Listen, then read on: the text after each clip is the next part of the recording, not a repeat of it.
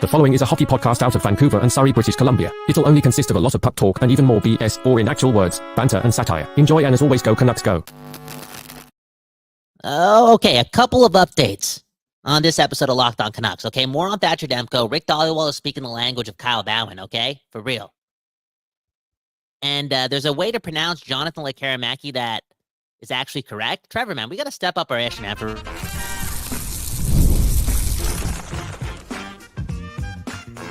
You're Locked On Canucks, your daily podcast on the Vancouver Canucks. Part of the Locked On Podcast Network, your team every day. We better step it up because hockey season is around the corner, baby. Welcome to another episode of Locked On Canucks. My name is Trevor Beggs, co-host of Locked On Canucks and also a Canucks Raider currently with a Daily Hive, Vancouver. Before we dive into today's episode, we got to thank you. I'm talking to you for tuning into Locked On Canucks. Do you want to know why? Because it is your Canucks every damn day. Part of that Locked On Podcast Network. They do the most for sports fans across the world. And for our show, if you haven't done so already, make sure you go subscribe, like this video on YouTube, and on the podcast side, go follow us and leave a 5-star review. And we're not here without you, but we're also not here without the sponsors. And today's episode is brought to you by FanDuel. Now through September 22nd, all FanDuel customers can bet $5 and get a 3-week free trial of NFL Sunday Ticket from YouTube and YouTube TV. Visit FanDuel.com to get started. I said hockey season is underway. Hockey season got started over the past couple of days with the Young Stars Tournament back in action, and the Canucks' old ancient prospects kicking some rear ends over the weekend. One more game to wrap up the tournament today, but let's talk about some of the main takeaways from that tournament so far, and primarily Jonathan Lekkerimaki doing his thing. Maybe we're not pronouncing it right. Cal will correct me on that one. We'll also talk about the Sidney Crosby contract, and is the Crosby to Vancouver dream really dead? We'll also talk about the Thatcher Demko update and another PTO signing by your Vancouver Canucks. Lots to get into. We are officially back full-time. Not that we ever really stopped going full-time, but we're officially back to 5 days a week. So lots coming up here. Canucks season underway, and I'm excited to do this all again with my co-host, Kyle Bhawan. You sexy mofo. How you doing? Chilling, man, living the dream, doing this thing. Speaking of the dream, Sidney Crosby never becoming a Vancouver Canuck. That seems to be over. We got to share our thoughts because that's something that you and I took very, very seriously. We did. We loved playing video games growing up. And again, Sidney Crosby did the most coolest thing in the hockey world and in our hockey lives here in Vancouver. So again, we put two and two together. And we're daydreaming, and now it's a nightmare, blah, blah, blah. Let's just stick to the moment, though, right? Stick to what we do have. What did he say back in the day? Comparison is a thief of joy, right? I don't know if you said that. Deepak Chopra said that, somebody, right? So let's stick to the moment and talk about Jonathan Lekkerimaki. For some reason, you're not allowed to pronounce the I. I guess he's not an I guy. He's a team guy, for real. So it's just Jonathan Lekkerimaki. And, yeah, you know, I'm not going to front. It's not like I watched 120 minutes of prospect tournament action, but some of the highlights from game one, super impressive. Didn't really see much in terms of highlights in game two. I know in a couple hours we got game three coming up, but I'm excited now, man. I don't know. Something tells me that this Swedish secret, this Swedish superstar is not only ideal for the Vancouver Canucks, but ideal for Elias Pettersson. It seems like a match made in heaven to an extent, right? And if you put a guy like Jake DeBrusk on their line who can bang and crash, like it does seem like a recipe for something that could be successful as soon as this season. And here's the thing, right? We got to pump the brakes to an extent because this is a Young Stars tournament, right? You do got Lekkerimaki playing on a line with AHL All-Star Archdeep Bains and Atu Ratu, who had, 50-plus points in the AHL last season. The Canucks team is the most experienced of the four teams at the Young Stars tournament. But that's glass empty. Glass half full is Jonathan Lekkerimaki has looked like an absolute stud for the past 12 months, dating back to last season in the SHL with Orebro, dating back to the World Juniors where he was MVP of the tournament, and coming into the Young Stars tournament, the guy looks like belongs right there with the best prospects in the world. Like we've seen in this tournament, guys tear it up before, right? Like McDavid's been in this tournament and blah, blah, blah. But Lekkerimaki has looked like the most dangerous player in my eyes, not just in the Canucks game, but throughout the entire tournament so far. Again, you got to pump the brakes to an extent, but Lekkerimaki. There's no I in Lekkerimaki, apparently. Team guy. Lekkermaki's season has gotten off to an insane start. And Kyle, tell me if I'm call me crazy, but I would not be shocked in the slightest if this guy to start training camp got a look with Elias Pettersson, because what did we see Rick Talkin do in training camp last year? We saw young guys get a chance with the Stars, right? We saw Baines with Miller and Besser. We saw Podkolzin with Miller and Besser. Lekkermaki's going to get his chance with Pettersson, and then at that point, it's up to him to see how long he runs with it for. Yeah, man, and there's that whole thing about Tocchet wanting to introduce more offensive philosophy throughout the organization during practice in games, and I know from I guess the outside, because again, I'm not watching all the Lekkerimaki film. Like it's gonna take some time to get used to that. Okay, give me some time. But I haven't watched all the Lekkerimaki film. But I'm just assuming, and I shouldn't be assuming that he's more of like a one-way guy right now, like a one-way player. You know what I'm saying? He's not like the structure fit your puzzle, embrace the hard type of Tocchet player yet. It takes a while for you to kind of turn into that player. Maybe he has the hockey IQ and the will to get it ASAP. But I feel as if his offensive strengths can't outweigh him not having that and him making the team out of camp. You know what I'm saying? Like you seen Tocchet with Kuzmenko and again those one-way guys. He's doing the same thing with Niels Höglander to an extent. I think the two-way ability and you know, to keep it more positive, the surplus of depth in that department when it comes to the Canucks, maybe not with players with, you know, the shot as Lekkerimaki, but again, they got like 12 to 11 two-way guys on this team. Like the hustle on this team is going to be legit. It's a good problem to have, but again, I see the lack of that in Lekkermaki's game right now, especially on North American ice, being a bit of a roadblock for this happening like full-time in October. Good training camp or not. Yeah, 100%. And honestly, like, it's not going to come overnight, right? It doesn't for even prospects or even rookies who play their first year in the NHL. But, you know, this organization is clearly making a push to have Lekkerimaki play in those defensive situations and be an all-around player and go to the quarters a bit more. And we saw that last year in Sweden. Like, obviously the message to this guy since he's been drafted and after his pretty subpar draft +1 season was that he can't be as perimeter as he was in his draft year and the year after that. And we saw that last year, him getting to the net, scoring some more goals. Now, this guy's not going to be a Jake DeBrusk. He's not going to be a bang and crash type of player. That's not his game. But you can implement the defensive wherewithal in his game in terms of knowing when to pinch, knowing when to get back.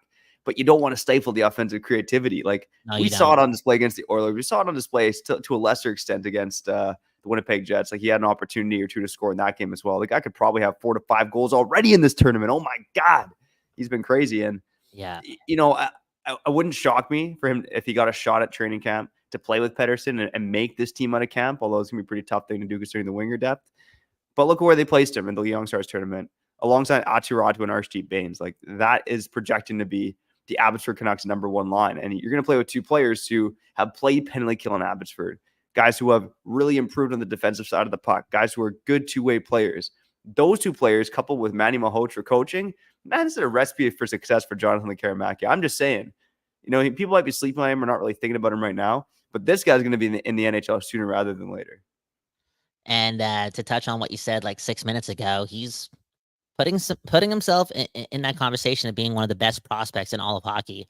And for a cupboard, right, a prospect pool that's amongst the worst in the league, quote unquote, just having one of those guys outweighs what those other 27 teams may have also. You know what I'm saying? Because that puts you in the category of, in my opinion, because it's all a lottery anyways, right? It's all a game of chance when it comes to these prospects. If you have one of those guys though, like one of the best prospects outside of the real game, the real NHL on your team, but it boosts you up the ranking. Then you throw in Archer Shilovs in his youth and Tom Willander, and you're like, yo, is this prospect pool as bad as you actually really think it is? And you know, we talked about this on Friday, but then we saw the Lekkerimaki highlights, and we're like, dude, yo, maybe if the Canucks don't, you know, maybe if the Canucks can't sign Brock Besser to a deal at the deadline, bro, maybe they're going to be more open to getting assets because they got Jonathan Lekkerimaki in the background. I know that sounds crazy.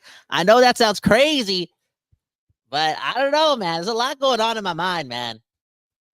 Yeah, Kurt Richards kind of saying as much in the comments, right? If the Canucks decide not to extend Brock, Leck could be up at the deadline. Otherwise, they'll take an injury, but he's showing very well. Yeah, we're jumping the gun a bit, but that's crazy. We're going to hell. We're going to hell for that.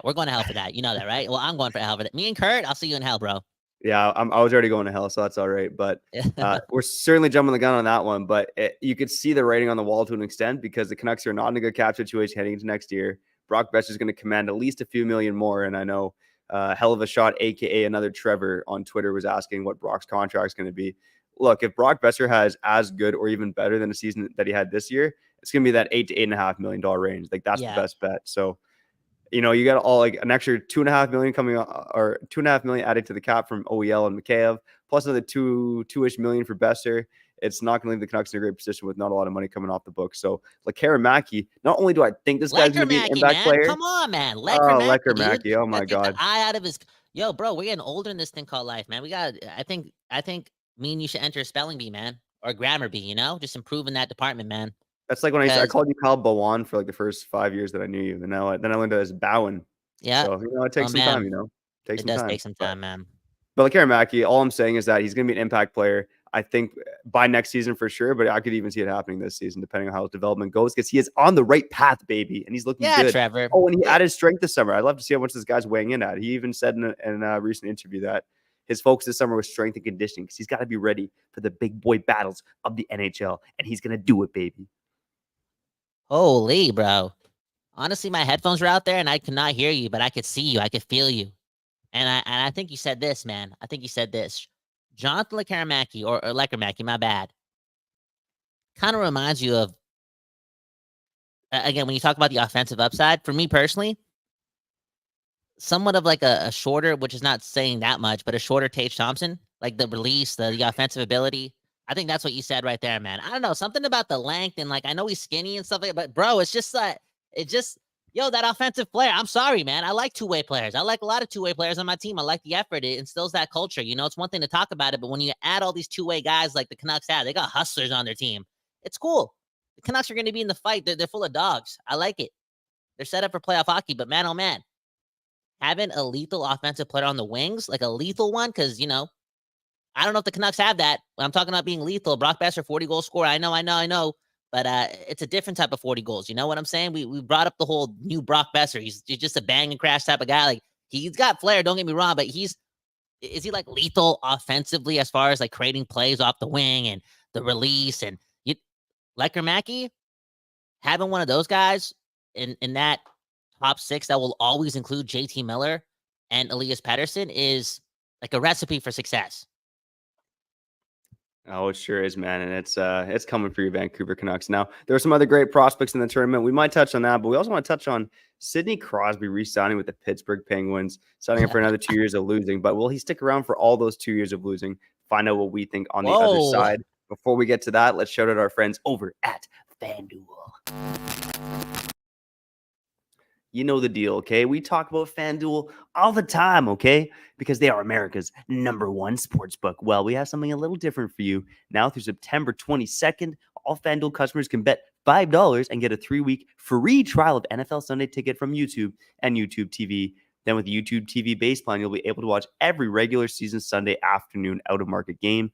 All you need is a Google account and a current form of payment, and you can cancel anytime. And man, oh man, the betting season is back in the NFL. It's coming back for the NHL. And if you were betting on underdogs last week in the NFL, you probably made a few bucks. Malik Willis and the Green Bay Packers doing it. My 3-year-old daughter made my football pick'em picks at my local pub, and we finished top 10 of 150 people. So just let the world know that a 3-year-old can probably pick better than you. See if you can pick better than a 3-year-old by going to FanDuel. Go visit FanDuel.com and download America's #1 sportsbook.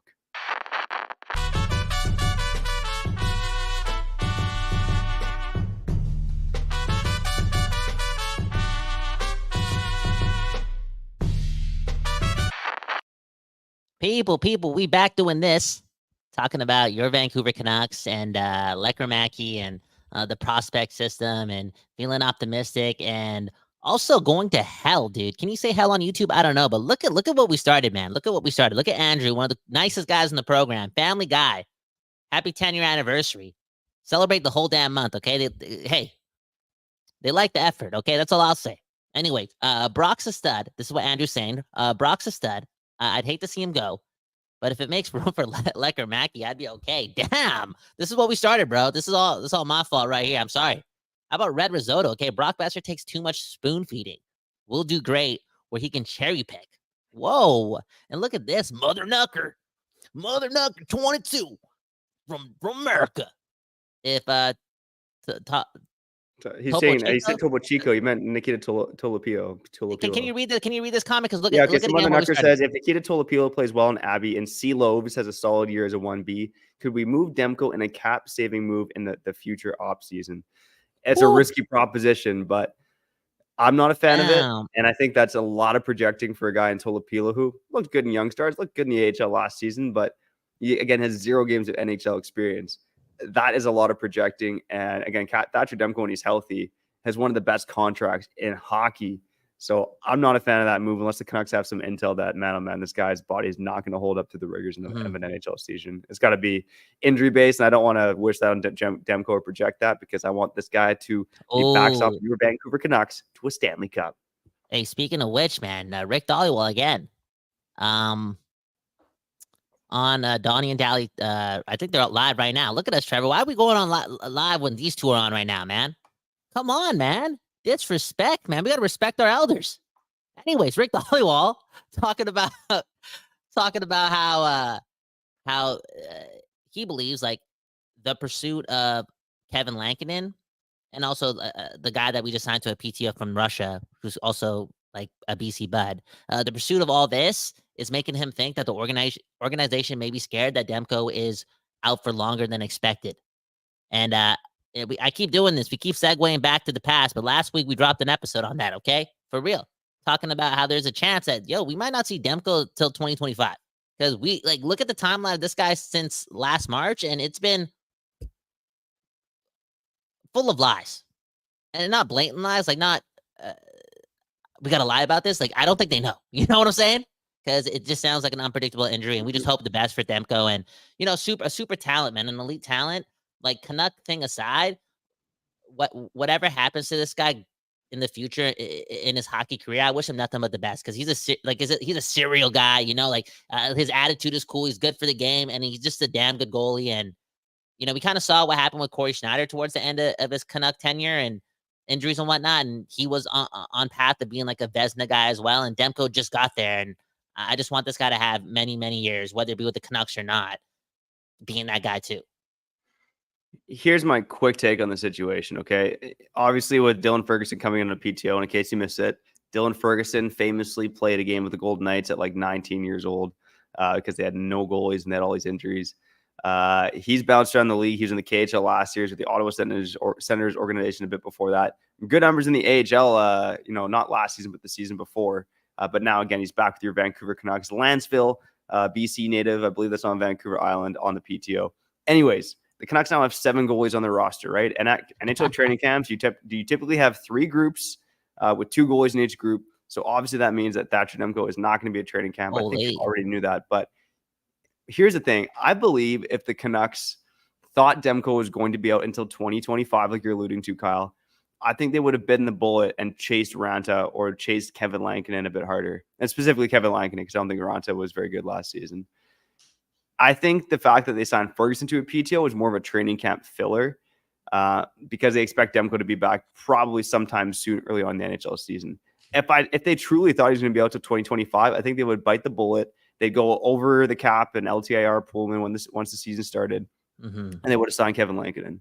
So the fact that they have chased Dylan Ferguson on a PTO instead tells me that they still think Demko isn't that far away. But that's just my read on the situation.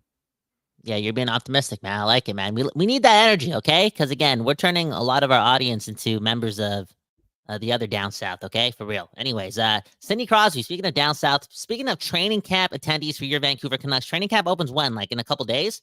Unreal. Sidney Crosby will not be at Canucks camp. There was a chance that was going to happen. And I still think, because Trevor, again, he's an optimistic guy, and he's a rational guy, okay? Daddy of 2, second best dad of the year, every year. I still think that there's a 20% chance that Sidney Crosby playing for the Canucks or a Canadian team is still possible. And we just saw Sidney Crosby, I know, extend with the Pittsburgh Penguins, but it's only for $8.7 million per year, okay, for the next 2. I think it's for the next 2. And that means Sidney Crosby throughout the last like 19 years, 27 years, however long he's been in the league outside of his entry-level deal, has always made $8.7 million. On that note, that's not that hard to move. That's not It's that not. hard. It's not that hard to move. It's worth noting that he does have a full no move clause, which makes a ton of sense for a player of Crosby's caliber. But here's the thing. What we've heard over the past couple of weeks from different reporters is that really the Pittsburgh Penguins wanted to resign Crosby, and the ball was in his court, and he was deciding about what to do with his future. And he could have gone longer, right? Like Letang's there, signed for another past the 2 years that Crosby's there. Malkin signed past the 2 years that Crosby's there. Crosby could have signed longer, and he chose the 2-year deal. What we heard from reporters is that this guy believes that the Pittsburgh Penguins can turn it around and still compete for a cup. I think that if he's proven wrong, and I think he will be proven wrong because I don't think that team is very good, I think there's a chance that Crosby decides to go elsewhere. And I think Kyle Dubas would entertain the possibility of moving Crosby, who will be almost 40 at that point, for still probably a truckload of assets for a team that wants to win a Stanley Cup like your Vancouver Canucks. Yeah. And what better place for Crosby to come than to his former employer, Jim Rutherford, and help the Vancouver Canucks bring the Stanley Cup to Canada for the first time in over 30 years. Let's go, baby. The Crosby dream is not dead yet. I like it, man. Look at the optimism, man. And again, maybe he's so loyal that he's like, you know what, and he loves hockey so much that he's like, you know what, I'm going to take 8.7 again because I'm going to give you the chance to, still build somewhat of a miracle here in Pittsburgh based on who we have. I believe there's a chance you can do it, and it's easier for you to do it if I'm taking less. But hey, it's also easier for this organization that's giving me everything to get a lot more from me and keep things going if I'm only making $8.7 million. Mm-hmm. And then you think about like the whole 2-year deal, right? And it's like, okay, I'm going to go be a rental. And when I'm 39 or whatever the age is, I'm going to sign one more year with Pittsburgh. I'm going to get back to Pittsburgh and retire Penguin. It's still possible, Trevor. Look at us, man. Look at us, man. Sidney Crosby to Vancouver. Can everyone drop it in the comments, okay? The live chat is going off, but leave it in the comments, okay? Sidney Crosby can still be a Vancouver Canuck. There's a lot of connections there. And, man, that'd be the coolest thing ever. Straight up. The coolest thing ever, and the coolest thing ever can still happen. Beggsy, so much more to talk about. The hockey season is back. Training camp around the corner. Feels like it's tomorrow. Is it tomorrow? Is it Wednesday? When does it start? I believe it's Thursday. Thursday. Okay. So before we end up the show, we do have to talk about again, maybe something that we're going to talk about more in depth in a couple of days on the last segment of the show. But man, oh man, I'm getting so hard. I'm getting so hard, bro. For real. I've never been this hard for the Canucks, and bro, I get it, man. I get why my girl might think I'm a weirdo sometimes, because I'm way more excited about late nights with the Canucks than I am with her. So I just need to you know what? I'm just addicted to the Vancouver Canucks right now. No better way to say it. You're addicted to the Canucks. All right, more Canucks talk on the other side. Some comments, maybe a couple other takeaways from youngsters as we wrap up the show. Again, you're listening to Locked On Canucks, your Canucks every damn day.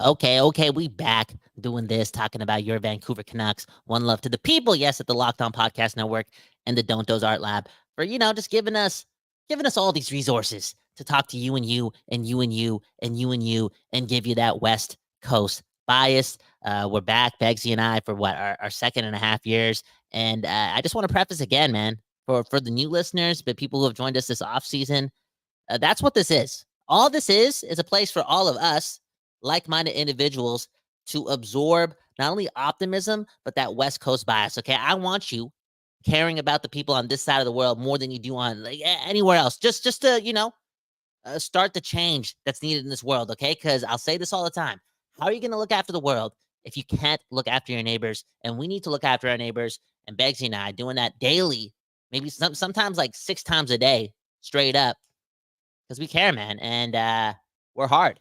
We're as hard for the Vancouver Canucks as Rick Tocchet. Rick Tocchet, man, embrace the hard. That's his slogan.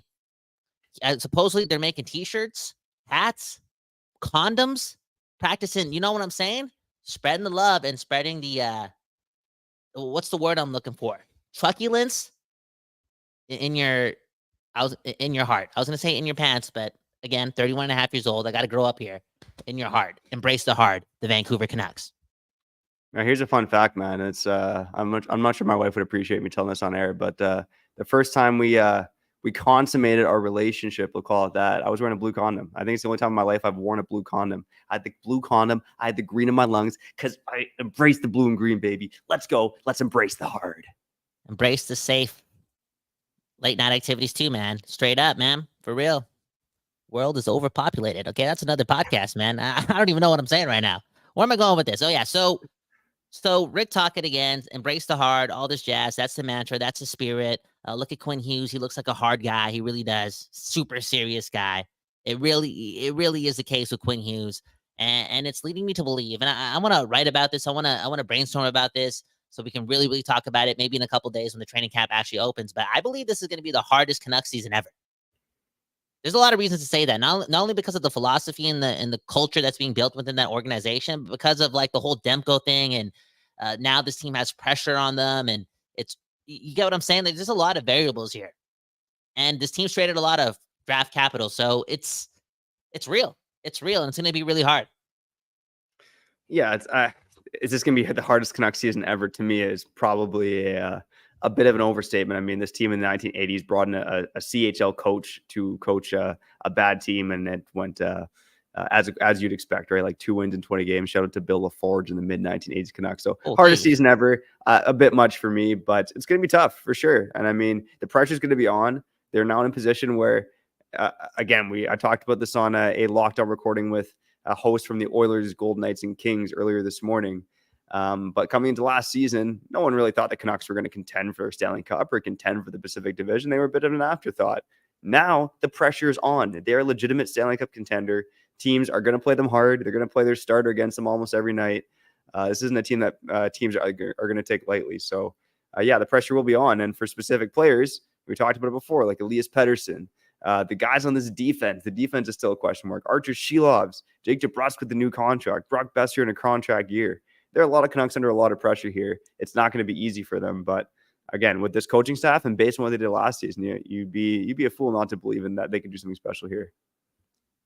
Especially if they can become a really hard team to play against. And on paper, especially with the 4 group, we talked about this off the top on why even a good offensive training camp from Jonathan Lekkerimaki, I'm sorry, isn't good enough to get him on this team. Because I feel as if on the ice, they're trying to build that culture where they're one of the peskiest teams to play against.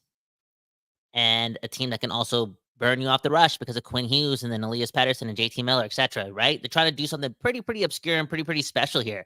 And if they do live up to that, all these players like the Heinens and the Sherwoods, the additions of that, and we saw the elevation of Brock Besser's effort. What if you get the original Elias Pettersson back? We're just bringing in Jake DeBrusk too, who's one of those guys. You get what I'm saying? If Höglander can just hone it in, because on one end of the rink, on the offensive end of the rink, this guy's hitting everything. He's forechecking. He's playing hard. If you can just hone in on the defensive side of the game, bro, you just got a group of dogs, absolute dogs. That's a Faber reference, man. But this team is built like that. And you know who else was the biggest dog?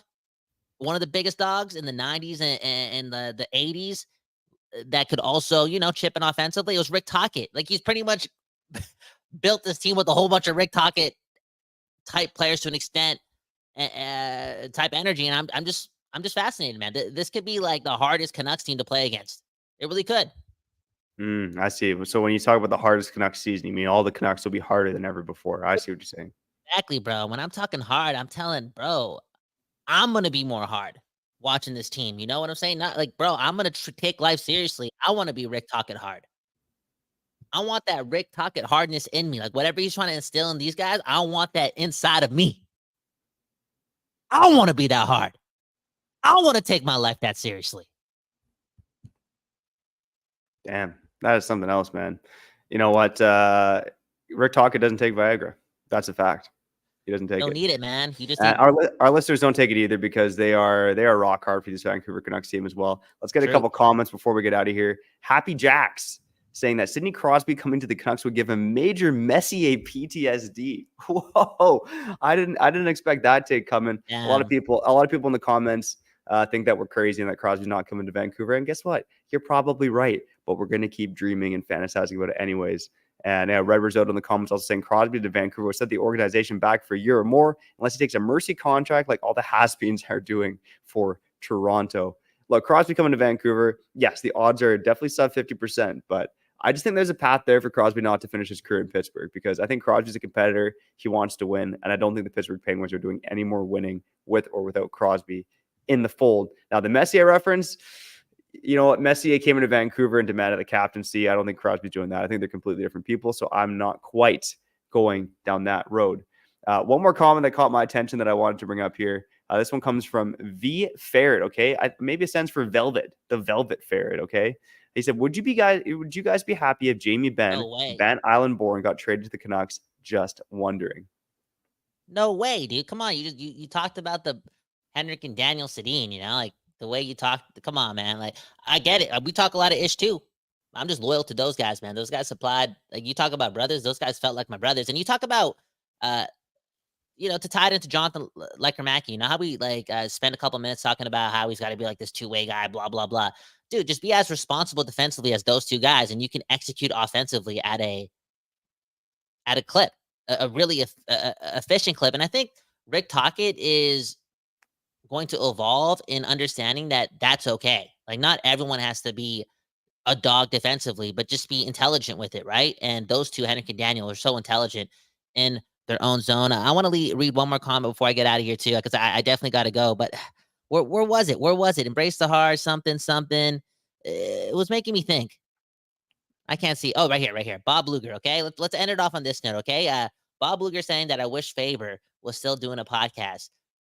Dude, Faber's the dog, the OG Canucks podcaster dog. Like, he just feels like that guy, and he was so good at his job, and I know he's so good at his new job with the Canucks. And I get where Bob Luger is coming from, because again, I'm so addicted to the Canucks. I listen to a lot of people talk about the Canucks because I'm just a dog, and I'm blessed, and I can just listen to whatever I want throughout my day, right?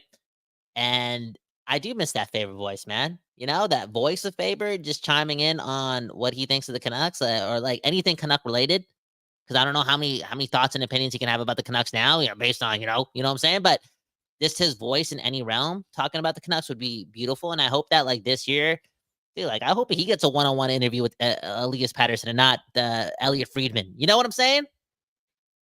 Yeah, Chris Faber's an absolute beauty. We'll see if we can get this guy on the podcast. I don't know if he has the out clause in his contract yet. Might not kick until year 2, but I've been bugging him about coming on. We'll see if we can make it happen. Kyle, I'm with you. Jamie Benn, I don't care if he's from BC. I don't care if I share the same birthday as him, which I do. You disrespect the Sedin twins and they say you don't like to go downstairs on your girl. I'm not a fan. So Jamie Benn, get out of here. But worth noting, because his contract does expire at the end of the season, so he will be a UFA in the summer of 2025. Yeah. And we'll take it back. If he signs with the Canucks, we'll take it back for sure. 100%. We'll take it back.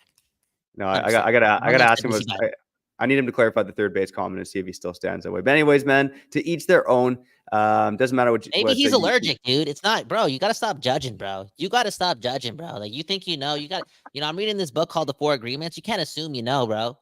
You just can't assume It's gonna drag you down. And come on, man. Just sign us out, Trevor, before you dig a deeper hole to hell. Okay, for real. You don't gotta drag us all down with you. If you're allergic to the pink taco, then just come out and say it, man. Just don't say that you don't like to do it. Okay, that's just my opinion. Anyways, I'm talking ish. I need to get out of here before I talk more ish. So shout out to you and you, whether you're an everydayer, an occasion listener, a first time listener, a new subscriber, or you join us on the live show on YouTube. Whenever you're listening, wherever you're listening, we appreciate the hell out of you for tuning in to Locked On Canucks. Again, we are back every damn day. Not that we ever really went anywhere, but we're back every damn day. Training camp on Thursday, another Young Stars game later today. I got more thoughts on the Canucks prospects coming up on tomorrow's episode. We'll do some training camp previews and all that good stuff as it goes along. Break any other news to you as it comes available as well. But for now, we got to get out of here. Make sure to subscribe, like, follow, leave a 5-star review on YouTube, wherever you listen to podcasts. I'm Trevor Beggs. That guy's Cal Bhawan, and you've been listening to Locked On Canucks. Hey, man. One love to all of you. Have a strong week. Peace.